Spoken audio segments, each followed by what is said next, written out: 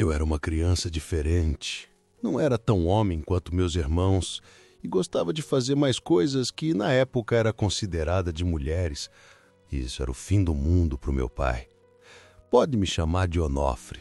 Onofre Dias de Moraes. Hoje eu estou com 84 anos. Nasci e cresci numa cidadezinha perdida no interior de Goiás, daquelas que até o mapa tem vergonha de lembrar. Lugar de estrada de chão, igreja no alto e gente que fala mais da vida dos outros do que da própria. Passei a juventude fingindo que era mudo, depois a vida adulta fingindo que era forte, e agora que o corpo já não aguenta muito, decidi parar de fingir. Não conto isso aqui para causar pena, nem para fazer bonito em vídeo de internet. Eu conto porque, se eu morrer calado, vai ser como se eu nunca tivesse existido de verdade. E olha, do jeito que as coisas foram, teve muita época que nem eu acreditava que eu era gente.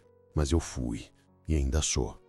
Desde pequeno, eu sabia que tinha alguma coisa diferente em mim. E não era defeito, não. Era só jeito mesmo. Enquanto meus irmãos viviam chutando pedra e mexendo com as galinhas, eu gostava de sentar no degrau da cozinha e costurar paninho de prato com minha mãe. Ela ria e dizia: "Esse menino tem dedo bom pra ponta invisível, viu?" E tinha mesmo. Eu fazia flor com linha, passava fita, bordava nome dos outros nas toalhinhas velhas. Era o que me dava paz. Mas paz ali naquela casa era artigo de luxo. Meu pai... O velho Clementino era homem de poucas palavras e muitos gritos. Tinha a testa sempre franzida, como se o mundo devesse algo para ele. Trabalhava no campo, sim, mas tratava a gente como se fosse gado bravo. Mandava, xingava, batia e depois fingia que era tudo por educação. Me olhava como quem vê um espinho no pé. Nunca encostou um dedo com carinho em mim. Nunca chamou de filho. Quando chamava era "esse aí" ou "o esquisito". Meus irmãos, então, eram 3. Tudo mais velho, tudo com cara de valentão e cabeça de vento. Me chamavam de mocinha do curral, de boneca do cerrado, de flor que nasceu no pasto errado. Uma vez me botaram dentro de um saco de estopa e deixaram na beira do rio, dizendo que era para ver se eu virava homem de verdade com medo. E eu ali, me tremendo todo, com a urina escorrendo pela perna, pedindo socorro, mas ninguém veio. Ninguém nunca vinha. Minha mãe era um fiapo de mulher. Dona Dita, cabelinho sempre preso, olhar cansado, mãos de quem nunca teve descanso. Ela me amava, disso eu sei. Mas o amor dela era daquele que se esconde, que tem medo. Quando o pai não estava por perto, ela me fazia mingau na caneca boa, passava a mão no meu cabelo, dizia que eu era especial, que Deus tinha feito meu coração mais sensível porque eu ia precisar ser forte de um jeito diferente. Mas quando ele chegava, ela sumia, ou fingia que não via nada. Teve um dia que veio um compadre do meu pai visitar. Um desses brutos que só falam cuspindo no chão. Eu estava costurando um pedaço de pano colorido, sentadinho na sombra, feliz da vida. Meu pai, quando viu, me agarrou pelo braço, rasgou o pano da minha mão e me arrastou para dentro. Disse: "Vai pro quarto e só sai quando eu mandar. Aqui ninguém precisa ver esse espetáculo de vergonha." Naquela noite, ele queimou minha caixinha de costura no terreiro. E quando eu chorei, ele cuspiu no chão e disse: "Chora, mas chora de macho, entendeu?" Desde então, toda vez que chegava visita eu era trancado. Às vezes no quarto, às vezes no paiol. Para ele, eu era uma mancha, uma coisa fora do padrão. Não podia aparecer, não podia rir, não podia falar alto. Teve um domingo que veio um pessoal da cidade grande. Eu me escondi no terreiro do fundo, achando que ninguém ia notar. Quando ele me viu, fez eu trocar de roupa na frente de todo mundo, botando uma camisa suja e calça rasgada. Roupa de viadinho aqui não entra. E eu só olhava para minha mãe, que olhava pro chão. Sempre pro chão. A coisa foi piorando quando eu comecei a crescer. Meu corpo queria dançar, meus olhos queriam cor, minha boca queria cantar. Mas minha casa era silêncio e pancada. O pai dizia que eu era uma bicha preguiçosa. Sim, ele usava essa palavra com gosto de faca. E os irmãos riam. Riam alto, como quem pisa num rato e acha engraçado. Um dia, ele chegou mais cedo da roça e me pegou imitando a radionovela na varanda, com um lençol como se fosse véu. Meu bem, ele não falou nada. Só me olhou, foi até o paiol, Pegou um pedaço de madeira fina e disse: já que quer ser mulher, vai dormir lá com os bichos, para ver se aprende a virar homem no escuro. Foi minha primeira noite no paiol. Lá dentro, o cheiro de mofo misturado com fezes de porco era de embrulhar o estômago. Eu me encolhi num canto, usando o lençol rasgado como coberta. Cada barulho do lado de fora me fazia pensar que ele ia voltar, que os irmãos iam me achar ali e jogar mais coisa por cima. A porta trancada com um trinco de ferro. E eu, sozinho, como bicho doente, tentando não existir. Foi ali que minha alma começou a sair de mim aos pedaços. Dormi. Não dormi. Não tinha como. Eu só tentava não fazer barulho, porque se fizesse era pior. No dia seguinte, ele abriu a porta, jogou um balde de água gelada em mim e disse: vai, bicha, vai lavar essa vergonha do corpo. E eu fui, porque era isso que eu era para ele. Vergonha. Mas naquela manhã, enquanto eu esfregava o corpo com sabão de soda e as lágrimas se misturavam com a sujeira, eu senti uma coisa nova. Um tipo de raiva silenciosa que ardeu mais do que água fria. Uma vontade de desaparecer, ou de ser tão forte que ele nunca mais me encostasse. Eu não sabia ainda, mas ali nascia a primeira faísca do que eu ia me tornar um dia. Na minha casa, vergonha não era sentimento, era punição. O pai dizia que quem envergonha homem vira chão de chiqueiro, para ser pisado até sumir. E como ele achava que eu envergonhava ele desde que nasci, tratava meu corpo como se fosse dele, para fazer o que quisesse. Como se moldar menino fosse igual domar cavalo brabo. Mas eu não era brabo, nem cavalo. Eu só era eu. E isso era mais que suficiente para ele querer me dobrar até quebrar. Não foi uma nem duas vezes que ele me humilhou na frente dos outros, mas teve uma manhã que grudou feito espinho na memória. A comadre Sebastiana tinha vindo deixar uns ovos lá em casa e me encontrou costurando um pedaço de retalho atrás do fogão, cantando baixinho. Eu não vi ela chegar. Ela riu e disse: Onofre, você costura melhor que muita mulher, menino. Achei que era elogio. Sorri. Só que meu pai ouviu. E quando meu pai ouvia, não tinha volta. Ele não respondeu para a comadre. Só esperou ela ir embora. Aí mandou os irmãos me segurar. Vai aprender o que é ser homem agora. Eu não entendi de cara. Só fui entender quando ele arrancou minha roupa, me deixou só com a vergonha pendurada e empurrou para o meio do terreiro. Anda! Vai mostrar para a galinha quem manda aqui. Fiquei ali, pelado, com o sol no couro e o coração batendo no ouvido. As galinhas cacarejando, os porcos grunhindo, os irmãos rindo altos, cuspindo no chão, chamando de quenga do pai, e ele com a cara seca, braços cruzados, dizendo que homem de verdade não se esconde atrás de pano florido. Quer dançar que nem moça? Então aprende a ficar pelado que nem elas. Minha mãe tentou intervir. Chorou, ajoelhou e implorou. Ele empurrou ela no chão com uma das mãos como se fosse um saco de farinha. Ela não voltou a se levantar enquanto tudo durou. Fiquei andando de um lado para o outro no terreiro, sem saber onde enfiar os olhos, os braços, a alma. Queria virar poeira, mas ele queria exatamente isso. Apagar qualquer dignidade que tivesse sobrado em mim. No fim, quando ele mandou eu entrar, cuspiu do lado e disse: é só o começo. A escola não ajudava. Era uma sala só, com um menino e menina misturado e um professor velho que mais dormia do que ensinava.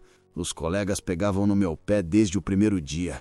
Diziam que eu passava perfume, que andava rebolando, que minha letra era a de mulher da cidade. Uma vez, desenharam uma boneca com meu nome e colaram no quadro. Quando entrei na sala, a gargalhada foi geral. O professor nem tirou o papel, só falou: sentem e calem a boca. E eu sentei, calei, engoli o choro e mais um pedaço de mim. Porque é isso que a gente faz quando um mundo vira contra. Vai engolindo os pedaços, um por um, até não sobrar gosto de nada. Eu tinha vergonha até de respirar. E quanto mais eu me encolhia, mais eles vinham para cima. Um dos moleques da escola começou a puxar minha calça para ver se eu usava cueca de verdade. Outro jogou tinta no meu caderno, dizendo que cor-de-rosa era para rabo mole. E quando eu contei isso para minha mãe, ela só abaixou os olhos e disse: não fala disso com seu pai.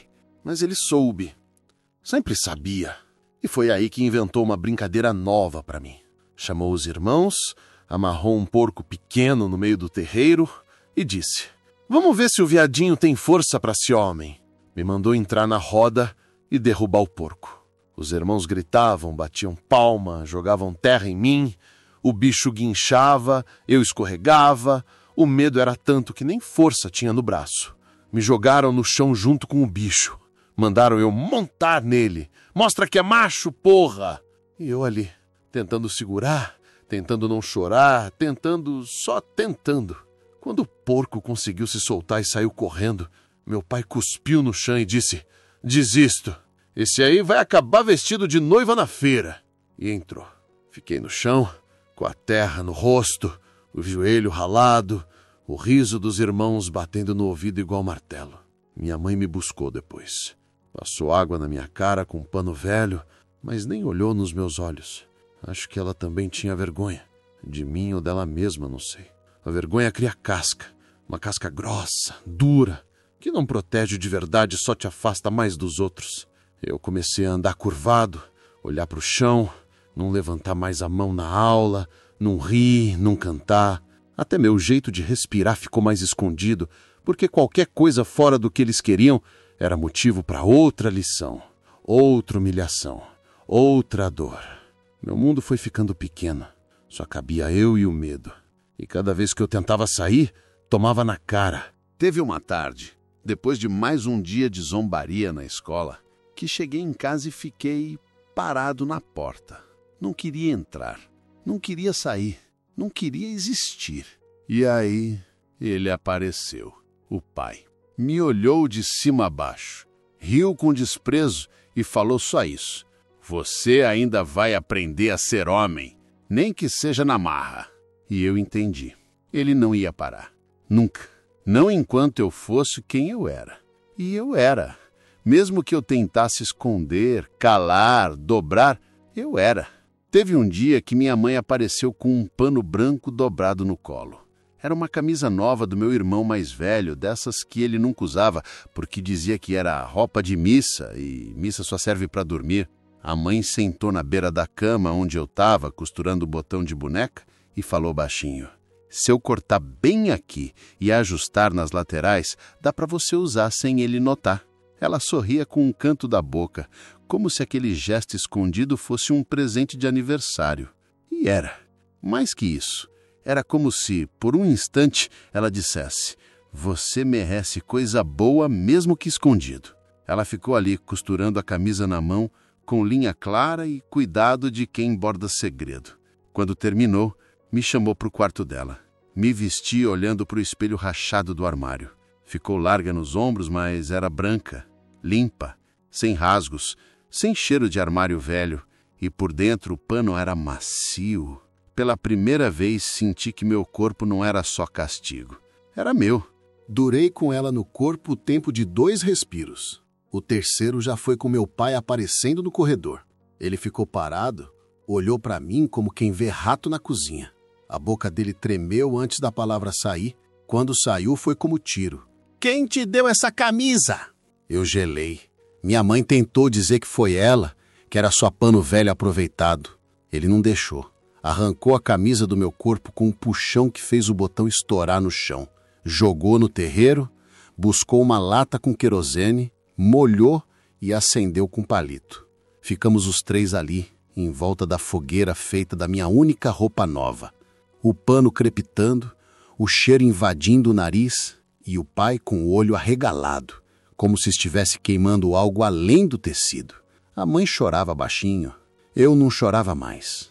Só olhava a fumaça subir. Era a minha coragem indo embora com ela. Depois disso, eu comecei a sair mais. Não por liberdade, por desespero. Me escondia nos fundos da casa da comadre Quitéria, que morava umas 3 cercas depois. Lá tinha 3 filhas pequenas, todas sapecas, todas faladeiras. Elas me acolhiam como se eu fosse uma das bonecas delas. Me davam espelho quebrado, fita de cabelo, flor seca de quintal, e eu fingia que era outra pessoa. Ali eu ria, ali eu existia sem medo. Num desses dias, a menor delas, a Retinha, veio com uma caixinha de madeira toda riscada e falou: "Vamos pintar sua cara que nem mamãe faz quando vai na cidade?" Eu deixei. Claro que deixei. Elas passaram pó de arroz no meu rosto, desenharam minha boca com suco de beterraba, colocaram um pano florido na minha cabeça e disseram: "Agora você é Dona Onofrena." Eu ri tanto que quase esqueci onde estava. Mas aí o portão fez um barulho seco. Meu corpo congelou. Meu pai. Ele apareceu com o chapéu baixo na testa e a respiração larga, daquele jeito que vinha antes da desgraça. As meninas fugiram correndo. Eu fiquei parado, com a cara pintada, o pano na cabeça, os olhos arregalados. Ele me agarrou pelo braço como se eu fosse um porco fujão. Arrastou pelo mato até em casa. Não falou nada, nem gritou. Só trancou o portão do chiqueiro. Jogou um pano velho no chão e disse: "Fica aí! Quer ser bicho? Então vive como bicho." Passei 3 dias ali dentro. 3. Sem comida, sem voz, sem chão. As galinhas bicavam perto. Os porcos me ignoravam. E o vento entrava pelas frestas com cheiro de estrume. A noite era silêncio e frio. O dia era calor e mosca. Meu estômago roncava de um jeito que doía nos dentes. Lambi gota de orvalho da parede uma vez, achando que era milagre. A mãe apareceu só no 2º dia. Jogou um naco de pão amanhecido por cima da cerca, sem dizer nada. Os olhos dela, não tenho nem palavra. Na 3ª madrugada, eu comecei a achar que ia morrer ali. Nem por fome, nem sede, mas por dentro. Porque o que eu sentia não era mais medo, era a ausência. Era um vazio que começou a gritar na minha cabeça, dizendo que eu não era nada. Nem gente, nem filho, nem vivo. E foi ali que nasceu uma coisa nova em mim. Não coragem, não, ainda não. Mas um medo diferente. Um medo que não era só de apanhar ou de passar vergonha. Era o medo de continuar sendo eu. De viver com aquele corpo, aquela voz, aquela vontade de ser o que o mundo dizia que eu não podia. O medo da minha própria existência. Eu não sabia mais. Esse era o tipo de medo que se cola na alma. Que acompanha até no sono, que vira sombra até em dia de sol. E eu ainda era só uma criança. Só uma criança querendo ser deixada em paz. Mas meu pai ainda achava que podia consertar o que ele chamava de falha. E tinha planos para isso. E se você chegou até aqui, não se esqueça de se inscrever no canal, deixar o seu like e de me dizer de onde é que você está me ouvindo. Quando eu era pequeno, acreditava que carta tinha poder de milagre. Minha mãe dizia que toda vez que escrevia para o primo dela no Mato Grosso, ele respondia com dinheiro, com conselho, até com oração escrita à mão. Eu achava aquilo bonito. Tinha algo de mágico no envelope. Como se botar a dor no papel e mandar para o mundo fosse o jeito de se salvar. Então, eu fiz o mesmo. Não era para o primo nem para ninguém da família. Era para o padre novo que chegou na paróquia da cidade vizinha. Ele era diferente. Tinha os olhos mansos, falava baixo, não gritava com ninguém. Um dia, quando fui obrigado a acompanhar meu pai numa entrega de milho na cidade, a missa estava acontecendo. Entrei na igreja com a desculpa de lavar o rosto e ouvi o padre dizer que Deus conhece até os pensamentos que a gente tem vergonha de ter.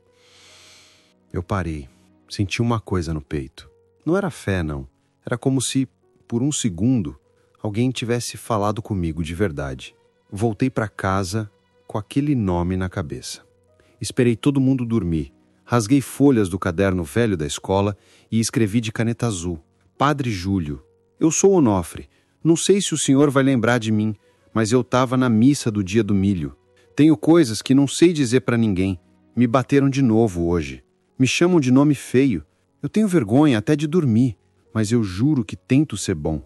Só que aqui ninguém me escuta. Se o senhor puder me ajudar, me buscar ou mandar um recado, eu faço tudo certo. Só quero sair daqui. Assinei com o meu nome tremido. Dobrei, coloquei dentro de um envelope velho da venda e escrevi o nome dele por fora, junto com Igreja Matriz, cidade do lado. Escondi dentro da palha do colchão, entre o estofado e o estrado. Mas carta é bicho que respira, e meu pai tinha faro. No dia seguinte, ele entrou no quarto como um cachorro farejador, revirou meu armário, virou a lata de botões, passou a mão embaixo da cama. Eu tremia tanto que doía no estômago. Quando ele puxou a carta da palha, foi como se tivesse arrancado meu coração junto. Ele leu em voz alta: cada palavra. Gargalhava entre as frases, como quem lê piada. Depois rasgou em pedaços miúdos, encheu o punho e disse: engole. Fiquei olhando para ele achando que tinha ouvido errado. Engole, seu viado de papel. Vai pedir socorro agora, vai. Eu tentei correr. Ele me segurou pelo queixo, enfiou os pedaços na minha boca com os dedos sujos de terra, um a um. Cuspi sangue do canto da boca de tanto que ele apertava. Minha mãe apareceu na porta, mas não entrou. Só disse: Clementino, pelo amor de Deus. E ele respondeu: fica quieta que se meter o bico apanha junto. Eu engoli. O gosto era de tinta, pó e vergonha. Depois disso as coisas pioraram. Os irmãos começaram a seguir o exemplo do pai.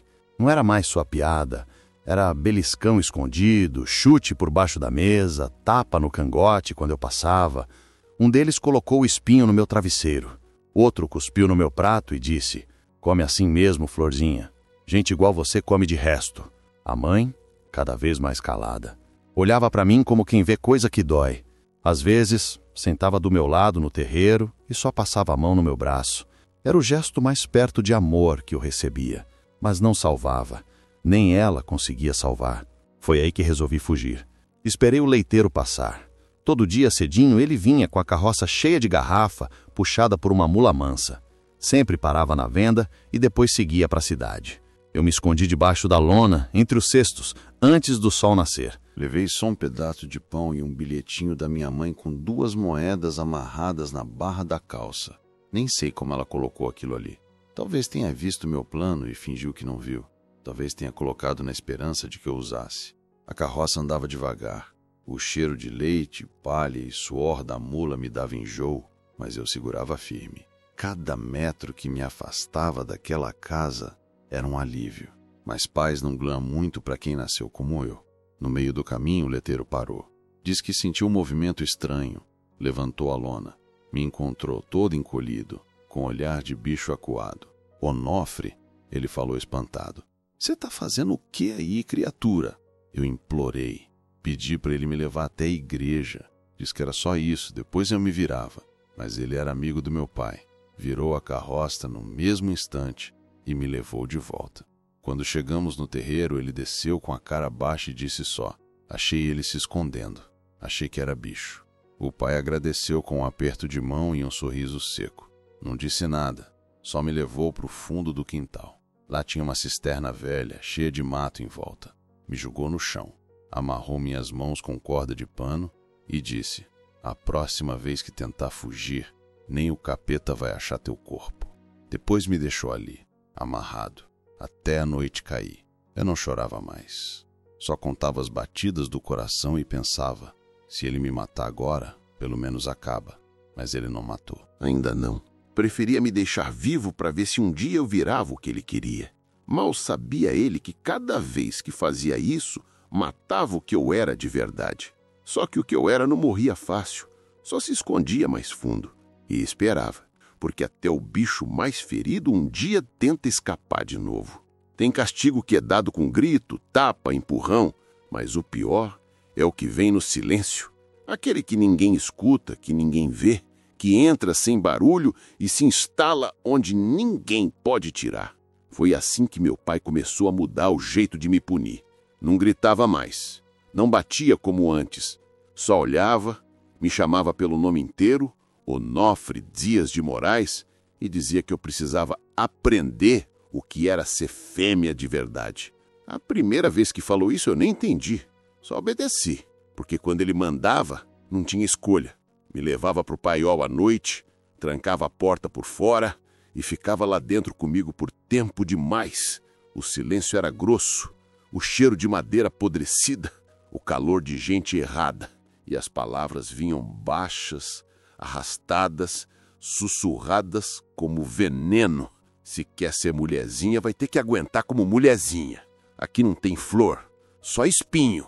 E fazia comigo o que ninguém devia fazer com ninguém, nem com bicho, nem com boneca quebrada. Era uma coisa que me arrancava de dentro do próprio corpo. Eu deixava de ser eu, virava um vazio que só olhava para o teto e tentava contar quantas vezes o pai respirava antes de levantar. O mundo sumia, a dor ficava, O medo crescia. Depois ele saía, sem falar nada, sem olhar. E eu ficava lá trancado, fedendo, rasgado, perdido. Não contei para ninguém. Como contar? Para quem? A mãe desapareceu por 3 dias. Não vi, não ouvi e nem senti o cheiro do café que ela sempre fazia pela manhã. A casa virou silêncio de cemitério. Achei que ela tinha morrido, ou fugido, ou desistido. No segundo dia, tentei sair do paiol. A porta não abria. Bati, gritei baixo, depois só sussurrei. Fiquei ali, sentado no chão de terra, com os olhos secos de tanto abrir e não sair lágrima.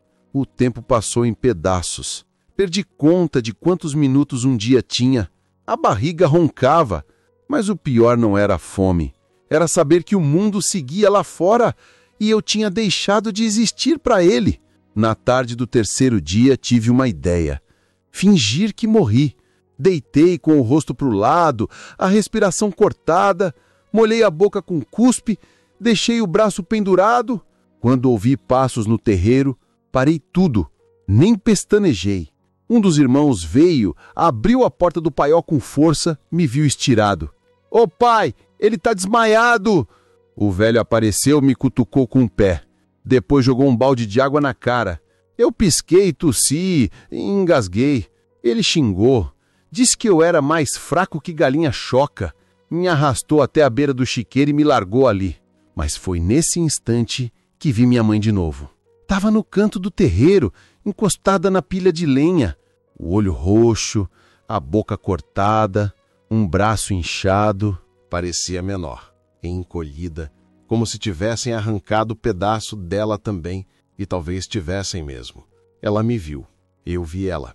Não falou nada. Só andou devagar até mim. Ajoelhou, passou os dedos com dificuldade pelo meu cabelo molhado e disse só isso. Me perdoa. Foi quando entendi. Ela sabia. Sabia de tudo. Sabia o que ele fazia. Sabia onde eu ficava. Sabia o que acontecia e não podia fazer nada. Ou não conseguia. Ou talvez já tivesse tentado. E por isso estava daquele jeito. Naquela noite, deitado num pano sujo do lado da cozinha, eu fiquei olhando a lua murcha lá em cima e pensei em tudo que a gente herda sem pedir. Tem gente que herda terra, casa, nome. Eu herdei medo, silêncio, dor enraizada. Herdei o corpo que eles odiavam. Herdei o rosto que ninguém queria ver. Herdei a voz trêmula, o andar contido, o gesto preso. Herdei até a culpa que não era minha. E me perguntei, o que será que ele herdou? O que transformou aquele homem num bicho que fazia aquilo com o próprio filho? Nunca vou saber. Só sei que ali, naquele chão duro, com o corpo machucado e a alma mais ainda, eu entendi que não dava mais. Que eu tinha que sair dali, nem que fosse rastejando.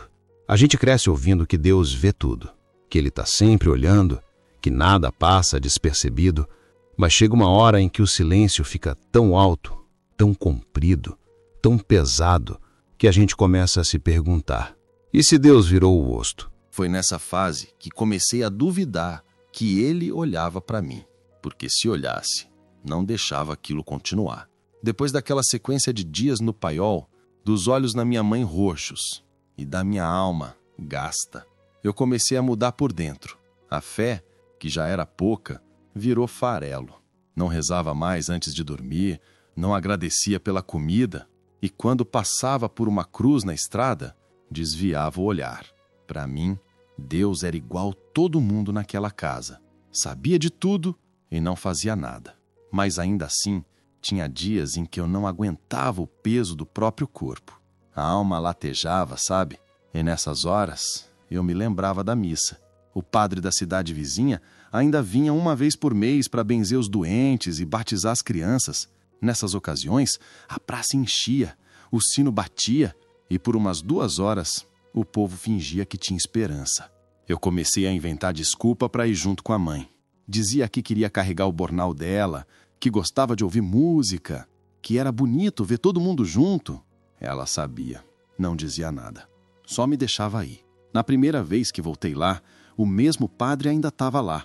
O tal do Padre Júlio, os olhos mansos ainda estavam no rosto dele, mas agora eu não conseguia mais olhar nos olhos de ninguém. Ficava sentado no fundo da igreja, com o corpo encolhido, a cabeça baixa, fingindo que ouvia, mas na verdade só queria me sentir longe da minha casa, longe do pai e de tudo. No sermão, ele falou de perdão. Que Deus perdoa tudo, que perdoa até quem a gente não consegue, e eu só pensava, mas e quem está sendo estraçalhado em silêncio? Deus perdoa também quem assiste sem mexer um dedo? Saí da igreja pior do que entrei, com raiva. Um tipo de raiva que não é a barulhenta, mas que gruda no peito e vira uma crosta difícil de tirar. Quando voltamos, meu pai já estava esperando no terreiro. Soube que fui à missa pela vizinha fofoqueira. Disse que eu devia rezar menos e capinar mais, e que o diabo também frequentava a igreja, rindo escondido. No outro dia, me fez limpar o galinheiro com a mão, sem enxada, só porque santo bom é o que bota a mão na merda. A partir dali, ele começou a espalhar uma história nova sobre mim. Disse para os vizinhos que eu tinha uma doença que pegava com o olhar, que não era bom deixar os filhos chegarem perto nem me cumprimentar na rua, que meu sangue era diferente. A notícia correu mais rápido que vento. Na venda, ninguém me atendia. Na escola, comecei a ser chamado de bicho doente. E a professora, que até então fingia não ver nada, me mandou sentar separado, no último banco. Até a comadre Quitéria proibiu as filhas de falarem comigo.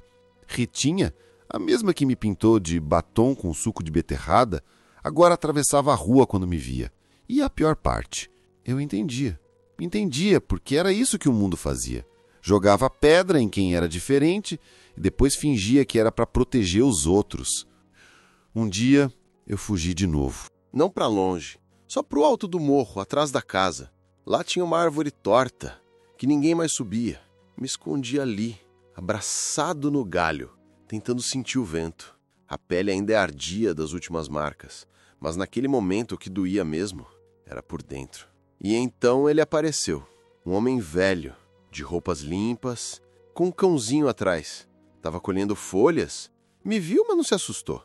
Perguntou se eu estava bem, disse que morava mais acima, que gostava de colher erva para fazer chá. A voz dele era calma. Não perguntou mais nada, só me ofereceu um pedaço de rapadura. Eu aceitei. A gente ficou ali em silêncio, comendo rapadura e dividindo a sombra. Naquela tarde, pela primeira vez em muito tempo, eu senti presença. Não julgamento, não medo. Só alguém ali, comigo. Voltei para casa com um resquício de coisa boa no peito. Mas claro que durou pouco. Meu pai ficou sabendo. Não sei como. Talvez alguém tenha visto. Talvez ele tenha sentido. Só sei que na noite seguinte, me acordou com um puxão. Ouvi dizer que você tá se engraçando com o velho na serra? Não tive tempo de responder. Só vi a mão vir. E depois outra. E depois a botina. Me jogou no curral. Disse que era pra eu pensar bem antes de virar o que não presta. Que se me visse de novo com um homem, ia cortar fora o que me fazia querer ser mulher. A mãe apareceu depois. Só com um olhar. O mesmo olhar de sempre. Molhado e mudo. Naquela noite, deitado na palha suja do curral, com o rosto ardendo e o estômago vazio, eu olhei para o céu e falei pela primeira vez em voz alta: Deus, se o Senhor existe, não olha mais para mim, eu não quero! E virei o rosto para o lado. Desde então, nunca mais rezei. Dizem que mãe sente tudo, que mesmo quando o filho não fala, o coração dela escuta. Com a minha mãe, era diferente. Ela sentia sim, mas fingia que não. Talvez por medo, talvez por sobrevivência, ou talvez porque, se aceitasse tudo que eu era, ia ter que aceitar que aquele homem que dormia do lado dela toda a noite não era só bruto, era monstro. Mas mesmo fingindo, ela deixava pistas. Coisa pequena, quase invisível. Um pedaço de pão a mais na tigela, um remendo feito com cuidado numa roupa velha, um pano de prato com bordado que eu nunca lembrava dela fazendo, mas que parecia ter sido feito pensando em mim. Foi assim que, numa tarde, encontrei o caderno. Estava no fundo da arca, onde ela guardava tecidos e pedaços de linha embolados. Era um caderno de capa dura, encardido, com cheiro de sabão de soda. Achei por acaso, procurando um pedaço de pano para tapar o rasgo da calça. Quando abri, quase fechei de susto. Era dela. Tinha orações escritas à mão, com letra tremida. Tinha receitas antigas, mas o que me paralisou foi uma página no meio. Senhor, proteja o meu filho Onofre, que ele aguente mais um dia, que ele não desista, que eu não morra antes de poder tirar ele daqui. Fechei o caderno com força. O coração batia na garganta. Sentei no chão da cozinha, sozinho, com aquele peso nas mãos. Ela sabia. Ela sempre soube. E amava. Amava do jeito que conseguia. Um amor escondido, encurvado, com medo de apanhar. No fundo do caderno havia frases soltas, como se fossem bilhetes para Deus, ou para ninguém. Hoje ele chorou de novo. Se eu pudesse, levava ele comigo para longe. Ele ainda respira. Obrigada. Li tudo devagar, como quem lê carta de despedida. Guardei o caderno do mesmo jeito que estava. E naquela noite, pela primeira vez, beijei a mão dela depois do jantar. Ela não entendeu, ficou vermelha, baixou os olhos. Mas apertou meus dedos com força. Foi a primeira vez que ela me tocou com intenção. A partir dali, nossos silêncios começaram a conversar. Eu lavava a louça com mais vontade, ela deixava um pedaço de fruta escondido no bolso da minha camisa. Um dia me deixou pentear o cabelo dela, coisa que nunca tinha deixado ninguém fazer. Ficamos quase uma hora assim. Eu em pé atrás dela, passando os dedos entre os fios finos e grisalhos, ela com os olhos fechados, como se estivesse dormindo sentada. Eu era boa nisso, ela disse, quase sussurrando.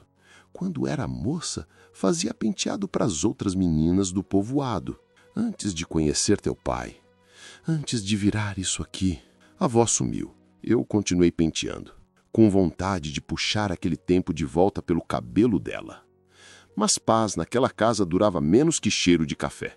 Um dia, ele chegou mais cedo da roça, entrou sem fazer barulho e encontrou ela sentada na varanda, com o caderno no colo. Estava lendo uma das páginas que eu já conhecia. Chorava em silêncio. Não me viu olhando pela fresta da porta, mas ele viu. A mão dele veio de cima como raio. Derrubou o caderno. O segundo tapa foi no rosto. O terceiro na boca. A cadeira caiu. O corpo dela bateu no chão com um barulho seco que me fez querer vomitar. Ele gritou. Vai ficar escrevendo cartinha pro capeta, é? Tá com pena daquele bicho que você pariu? Ela não respondeu. Só ficou no chão com um braço protegendo a cabeça. O caderno molhado de sangue no chão de cimento. Eu quis correr. Quis pular em cima dele, arrancar cada unha, cada pedaço daquela raiva. Mas não me mexi, porque o medo ainda era mais forte que tudo. Quando ele saiu, jogando a porta contra a parede, fui até ela. Tava com o lábio inchado, a testa cortada e o olhar perdido. Ajoelhei no chão e segurei a mão dela.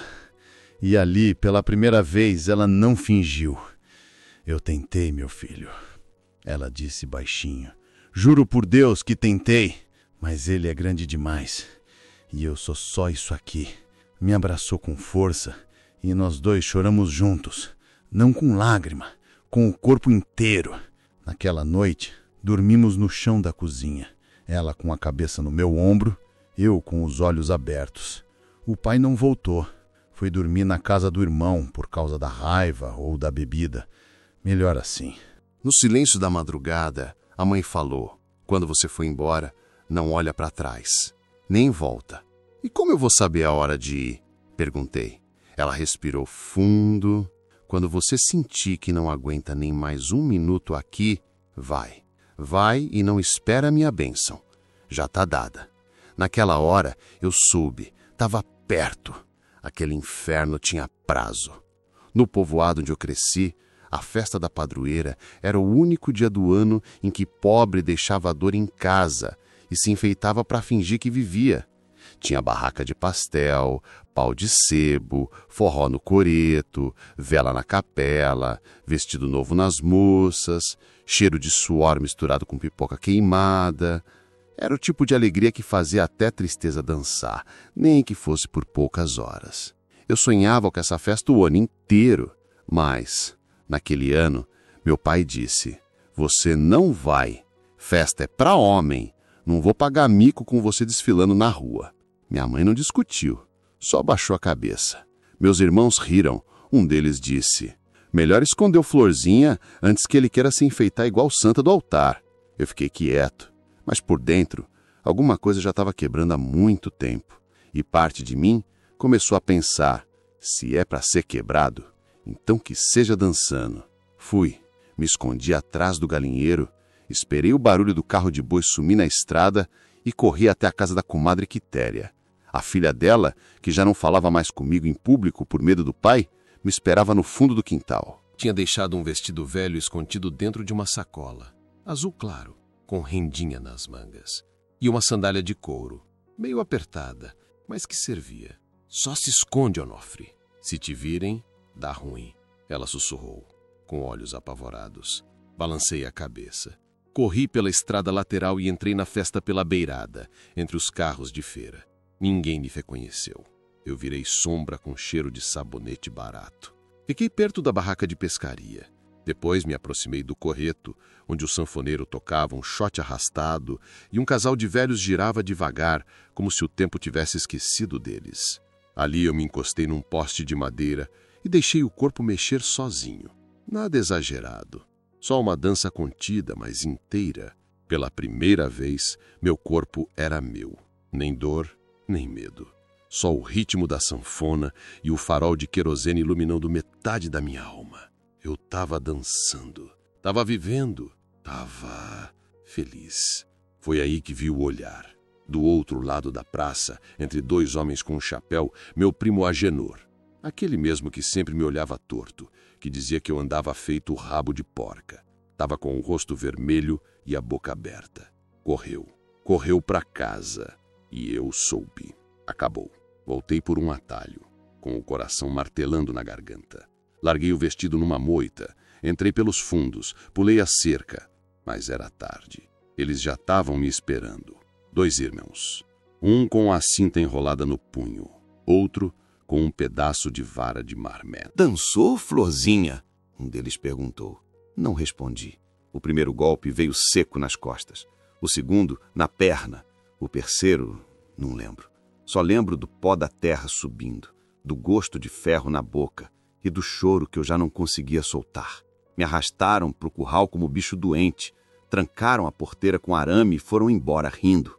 Um deles cuspiu no chão e disse: "Agora aprende a dançar com o chifre." Fiquei ali, encolhido, com a roupa rasgada e o corpo em brasa.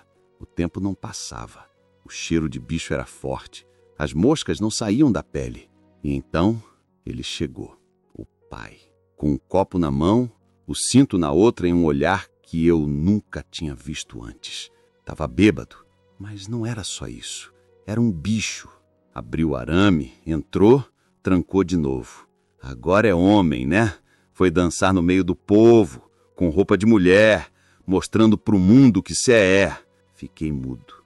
Ele se agachou, pois se quer ser fêmea, vai ter que aguentar o que fêmea aguenta.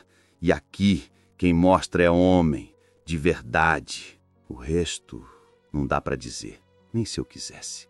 O corpo não esquece, mas a mente aprende a esconder. Era uma dor que não era só dor, era invasão, era destruição, era o fim de qualquer coisa que restava em mim.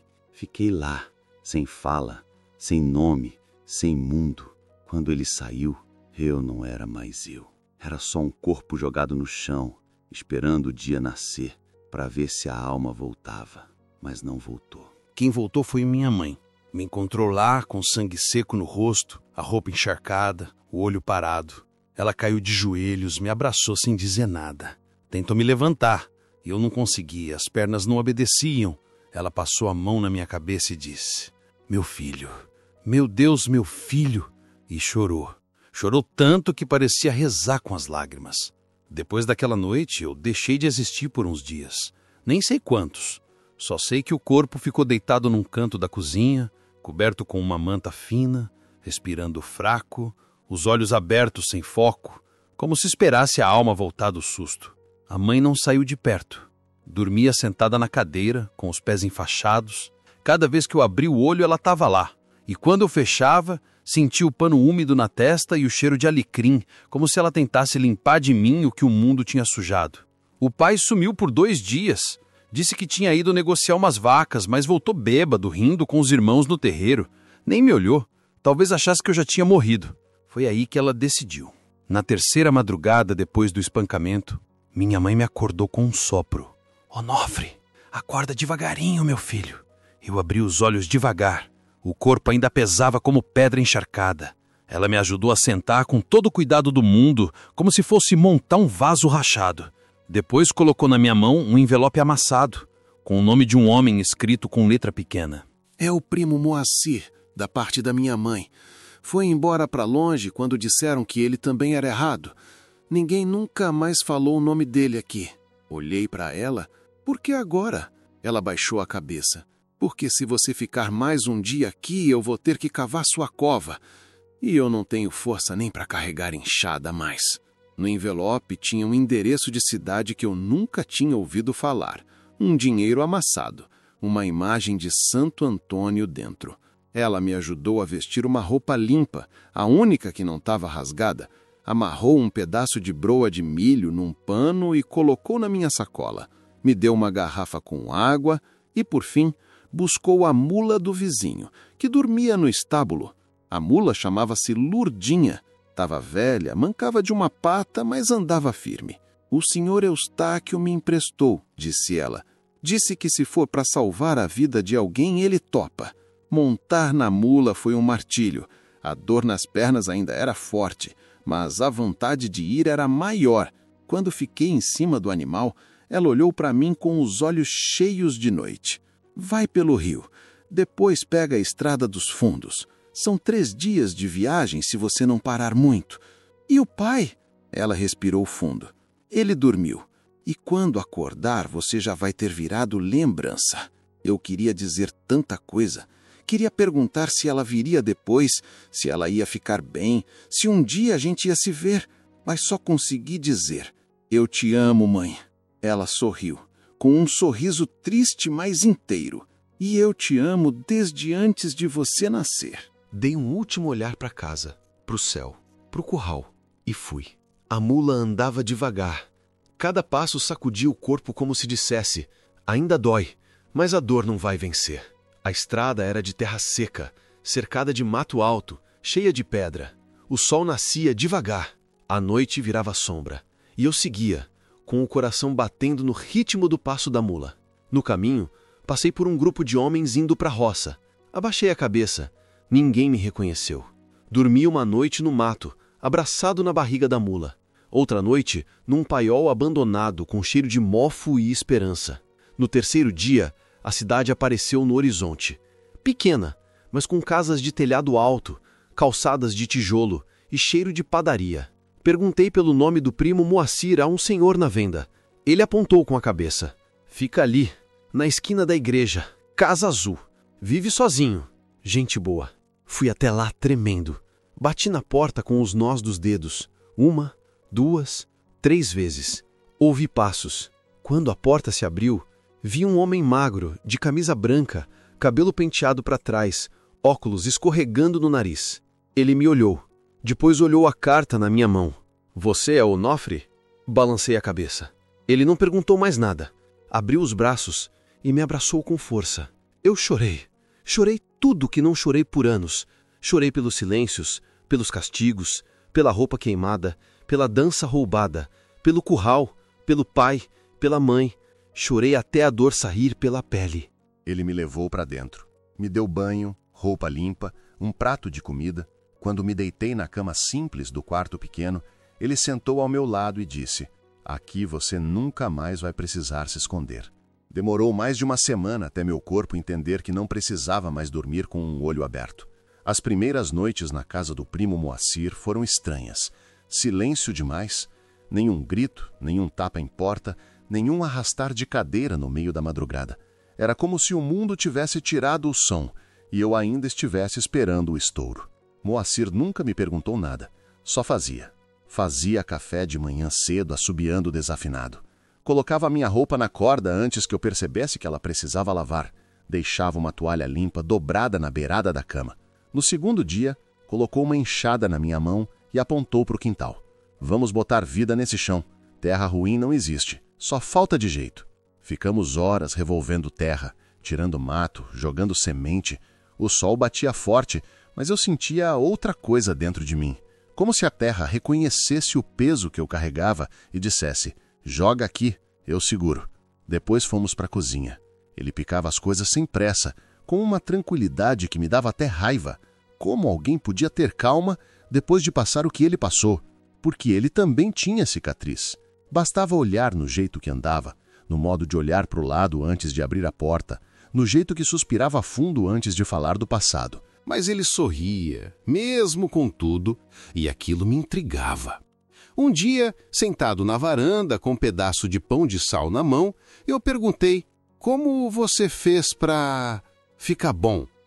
Ele olhou para o céu, pensou um pouco e disse: não fiquei não, mas eu escolhi viver com os pedaços e juntar os que ainda prestam. Depois completou: eu não deixei me matarem por dentro, e você também não. As palavras ficaram na minha cabeça por dias. Não me deixei morrer por dentro. Era isso. O corpo já tinha apanhado demais, mas a alma ainda dava tempo de salvar. Comecei a andar mais reto, a segurar a colher com firmeza, a olhar no espelho sem desviar. Comia melhor, dormia sem ouvir o som de correntes ou o estalo de botina no cimento. Até o estômago parou de doer, até o medo baixou. E numa tarde, Moacir me entregou papel, envelope e lápis. Vai escrever para ela, uai. Deve estar morrendo por dentro sem notícia sua. Sentei na mesa da cozinha. A mão tremia, mas escrevi. Mãe, cheguei, tô vivo. Por enquanto, é só isso. Onofre. Não tive coragem de escrever mais. Nem nome da cidade eu coloquei. Só mandei pelo caminhão de leiteiro que passava na vila a cada 15 dias. Pedi que deixasse com a comadre Quitéria, caso ela ainda estivesse por lá. Não sabia se a carta ia chegar, mas só de ter escrito já me senti menos preso. Nos dias seguintes, comecei a fazer tudo com mais gosto. Plantava com vontade, limpava a casa assoviando a mesma música errada do Moacir. Até tentei fazer pão e saiu uma borracha quente que a gente riu por meia hora. Ele disse que o mundo não acaba com um pão ruim, mas melhora com um riso bem dado. E ali, entre risos, cebola picada e terra debaixo da unha, comecei a me reconhecer. Era como se a cada dia uma parte de mim voltasse do mato onde se escondeu por tantos anos. Uma parte da voz, uma parte do corpo, uma parte do nome. Não era cura, era sobrevivência com dignidade. Uma noite, depois do jantar, ficamos em silêncio na varanda. Moacir acendeu um cigarro, me ofereceu, recusei. Ele deu uma tragada lenta, depois disse: você sabe que pode ficar o tempo que quiser, né? Assenti com a cabeça.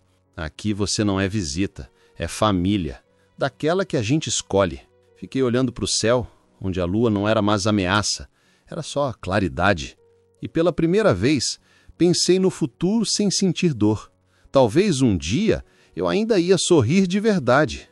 A paz, quando vem depois da guerra, assusta. No começo eu estranhava o silêncio, o chão que não tremia com passos pesados, a porta que não batia, a noite que não gritava. O corpo desacostumado da calma é igual bicho arisco, precisa de tempo para confiar que não vai apanhar de novo. E mesmo dormindo numa cama limpa, com um lençol de verdade, ainda tinha noites em que eu acordava suado, com o peito arfando, como se tivesse corrido léguas. O sonho era sempre o mesmo. Eu no paiol, a porta fechando e a voz dele dizendo: se quer ser mulherzinha... Acordava antes da frase acabar. Mas ela ficava ali, pairando, grudada no teto. Moacir dizia pouco, mas via tudo. Quando me encontrava na varanda, de madrugada, com o olho aberto para o escuro, só sentava do meu lado e passava o café. Às vezes colocava um pano quente nas minhas costas, como quem diz: tô aqui. Mas nem tudo se cura com um silêncio bom, Tinha dias em que o espelho virava meu inimigo. Não por causa do rosto, mas por causa do que ele trazia de volta. O corpo ainda carregava marcas, cicatrizes finas, outras que não se viam, mas que latejavam nos ossos. Tinha nojo de mim. Raiva também, do meu jeito de andar, do meu jeito de mexer a mão, da curva do quadril, da voz fina demais, da lembrança do que fizeram comigo, do que fizeram do meu corpo. Teve uma manhã em que tentei me lavar com sabão de soda até a pele arder.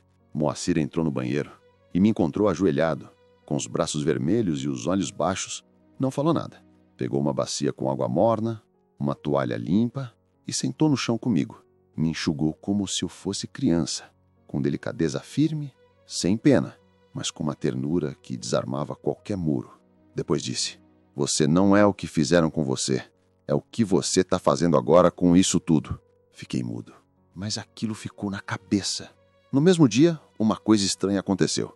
Apareceu um cachorro no portão, magro, com o rabo entre as pernas, orelha cortada, olho remelado. Tava sujo, mancando, mas me olhou como se já me conhecesse. Moacir saiu para espantar, mas eu disse: "Deixa." Fiz um assobio baixo, ele veio. Se encostou na minha perna e deitou como se dissesse: "Achei." Ficou?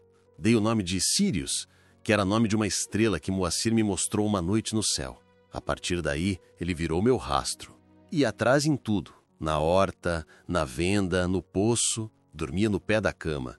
E quando os pesadelos vinham, era ele quem me acordava com o focinho frio no rosto. Pela primeira vez, tive um amigo que não pedia explicação, que não queria saber do passado, só queria estar. Um dia, Moacir me encontrou escrevendo. Tinha papel espalhado na mesa, um monte de frases soltas, pedaços de carta. Ele não disse nada. Só passou atrás de mim, colocou uma xícara de chá no canto da mesa e foi cuidar das plantas.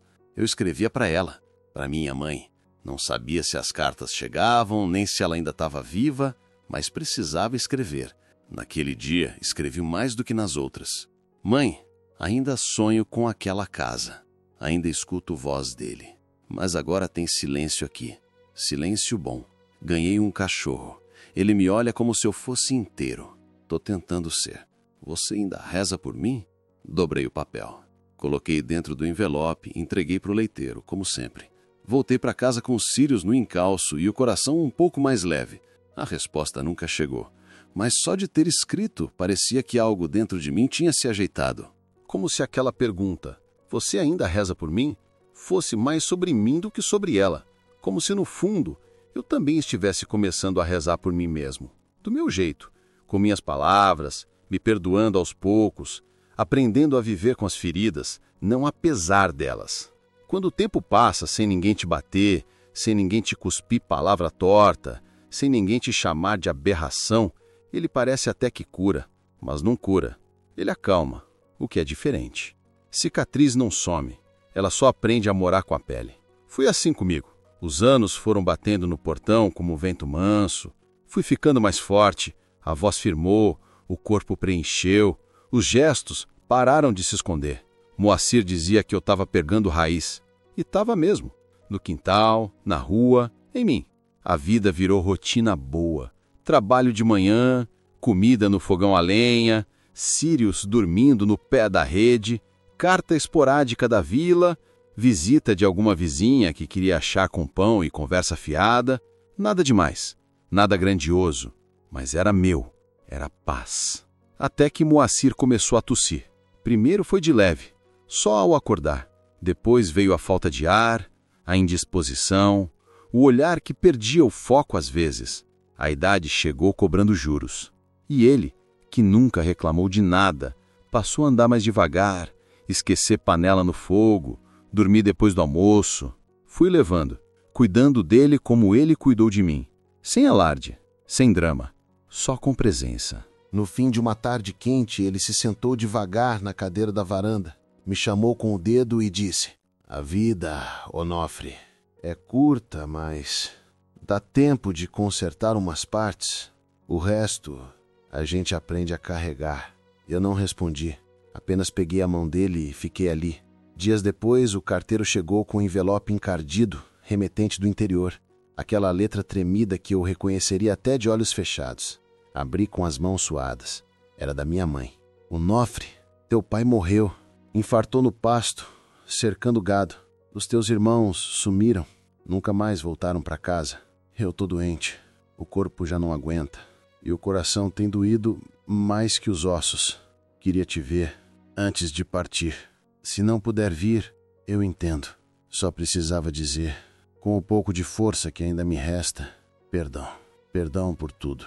Se eu pudesse voltar, teria fugido com você naquela madrugada. Mas eu fiquei e paguei por isso. Rezo por você toda noite. Se não puder vir, me manda uma fotografia. Quero saber no que você virou. Dobrei o papel com cuidado. Sentei na beirada da cama e respirei fundo. Sirius me olhava com a cabeça de lado, como quem entende tudo sem falar nada. Na cabeça veio o cheiro de broa de milho, o olhar triste dela, a faca escondida embaixo da cama, a carta com dinheiro, o beijo na testa antes de eu montar na mula. Era ela, mas eu não ia voltar. Não porque eu guardasse ódio, nem por vingança. Não era isso. É que eu não podia deixar Moacir sozinho. Ele estava fraco, precisando de mim como eu precisei dele, e dessa vez era minha vez de ficar, de cuidar, de fazer por alguém o que ninguém fez por mim por tanto tempo.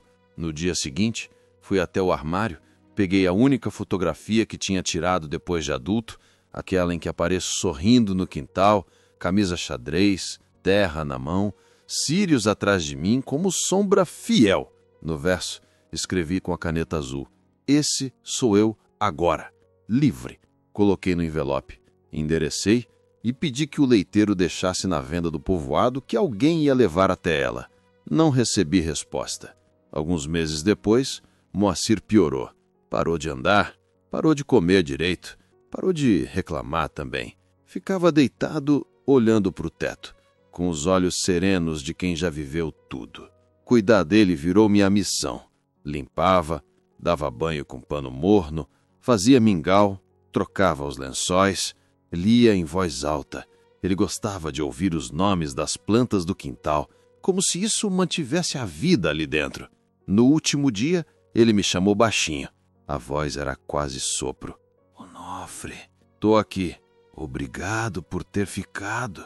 Eu fiquei primeiro.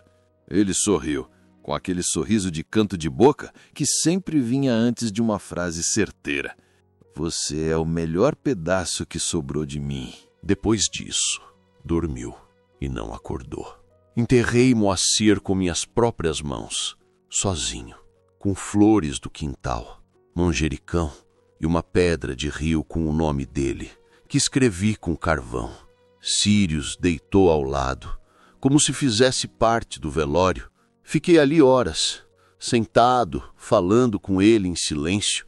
Depois levantei, tirei o chapéu e disse com a voz baixa, mas firme: foi o senhor que me pariu de novo. E voltei para casa, com mais silêncio do que nunca, mas com menos dor. Porque às vezes, viver já é resposta. Hoje eu acordei cedo, antes da luz bater no chão da cozinha.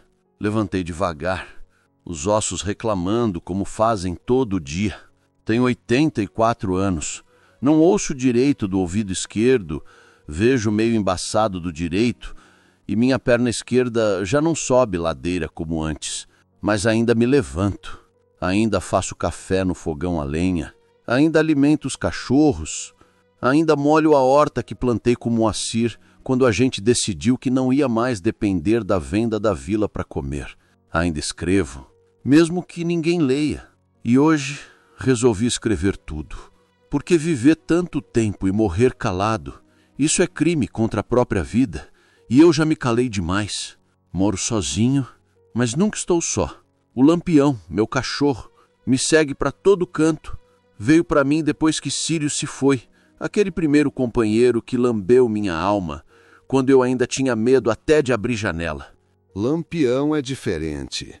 Mais arteiro, mais bagunceiro, mas tem o mesmo olhar de bicho que sabe o que é dor sem nunca ter falado uma palavra.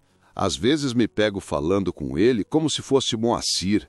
Aliás, eu falo com o Moacir até hoje, no pé da goiabeira que plantamos juntos, no banco da varanda que ele construiu com madeira da cerca velha, no quarto onde ele dormia e que eu nunca mais mexi, roupa ainda dobrada no armário, chapéu pendurado no gancho da porta.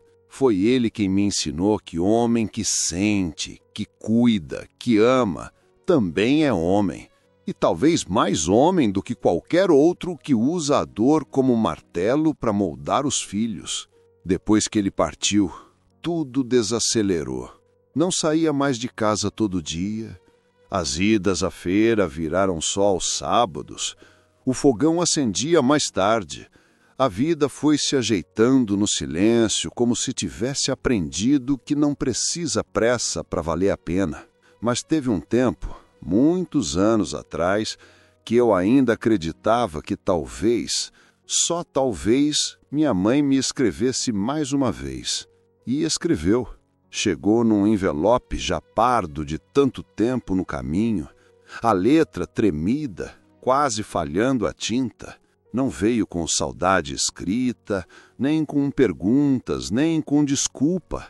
Dentro do envelope só um papel dobrado com a caligrafia dela, sem nenhuma frase longa. Na parte de cima, 3 palavras: para filho que volta. Embaixo, só a assinatura: tua mãe. Li aquilo como se fosse reza e chorei. Chorei tanto que o Lampião veio lamber minha mão e deitou no meu pé, do jeito que o Sírius fazia quando o mundo doía demais. Mas eu não respondi. Nem tinha mais para onde mandar. Guardei o papel dentro da lata de bolacha, junto com as poucas lembranças que me restaram. A fotografia com Moacir sorrindo suado na horta, um lenço com as iniciais de Eli bordadas à mão e uma cartinha que nunca enviei, escrita num dia em que a saudade bateu mais alto do que a raiva. Eli foi meu companheiro depois de Moacir. Nos conhecemos numa feira. Ele vendia corda, eu levava ovos. Me chamou de teimoso? Me fez rir. Me ensinou a trançar palha para fazer esteira. Ficamos amigos. E depois, ficamos tudo o que 2 homens podem ser sem precisar dizer em voz alta. Na vila éramos os amigos da Casa Azul. Todo mundo sabia, mas ninguém falava. E isso já era avanço. O mundo tinha andado um pouco. A cidade tinha aprendido a calar o preconceito. Nem que fosse só por educação. Vivemos quase 10 anos juntos. E quando ele adoeceu, fiquei do lado dele como ele ficou do meu quando o Lampião sumiu por 3 dias e eu chorei feito criança. Cuidei de cada dente que doeu, de cada febre, de cada silêncio que veio antes do fim. Enterrei ele do lado de Moacir, com flor do nosso quintal e lenço bordado no peito. E depois disso, foi só eu e o mundo. Muita gente me pergunta de vez em quando como consegui viver tudo isso sem ter virado pedra. E eu respondo sempre com a mesma frase: é que teve gente que me regou. Moacir me regou com cuidado, Eli com amor, Sírius e Lampião com fidelidade. Até minha mãe, do jeito torto dela, me regou com aquela última carta. Hoje, olho para minha vida e penso: e se eu tivesse ficado? Se tivesse obedecido, engolido o jeito de ser, aceitado o pai, abaixado a cabeça, virado o que esperavam, talvez tivesse morrido antes dos 20, ou antes disso, mas não fiquei. Eu fugi. E hoje, estou aqui, escrevendo, com os dedos duros de idade, mas a alma leve, deixando essa história registrada, para que ninguém diga por mim o que fui, nem o que senti. Não sou santo, nem exemplo, mas sou inteiro. E encerro dizendo: eu não sou vergonha de ninguém, e quem acha que sou, é porque nunca conheceu o que é ser humano. E se você gostou desse relato, não se esqueça de se inscrever no canal, deixar o seu like e de me dizer de onde é que você está me ouvindo.